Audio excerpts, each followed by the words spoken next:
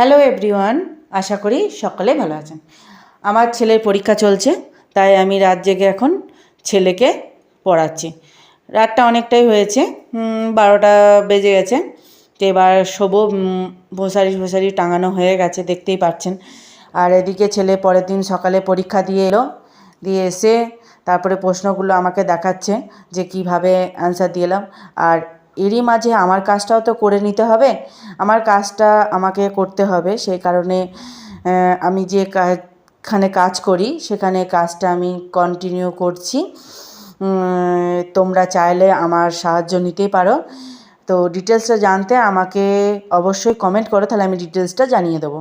আর এদিকে রান্নাবান্নাও আমি সেরে নিয়েছি কারণ আমার মায়ের আজকে বার্থডে সেলিব্রেট করছি। বার্থডে কিছুই না, আর শুধুমাত্র পায়েস রান্না করে দিয়েছি, কিছু ভাজা করে দিয়েছি আর মাছ করেছি, কিছুই করিনি সেরকম। মাকে একটু পায়েস রান্না করে দেবো এটাই আমি ভেবেছিলাম, সেই জন্য একটু ব্যবস্থা করেছি ছোটোখাটো। আর এইভাবে ছোটোখাটো একটু আয়োজন করেছি, মাকে আমি পায়েসটা খাইয়ে দেবো। কারণ যেহেতু আমি মেয়ে হয়ে সেহেতু আমি পায়েসটা আগে খাইয়ে দিচ্ছি মাকে। তো মাকে খাইয়ে দেওয়ার পর আমার ছেলেও খাইয়ে দিয়েছে। আর তারপরে মাকে একটু ছোট করে আনন্দ দিলাম এই সামান্য কিছু রান্না করে। তো এইটুকুই ছিল। আর এদিকে বাবাকে ডাক্তার দেখাতেই কিন্তু মা এসেছে, মা কিন্তু ঘুরতে আসেনি, কিন্তু আমি সেই সুযোগেই একটু পায়েসটা রান্না করে দিচ্ছি, ব্যাস এটুকুই, আর কিছুই না।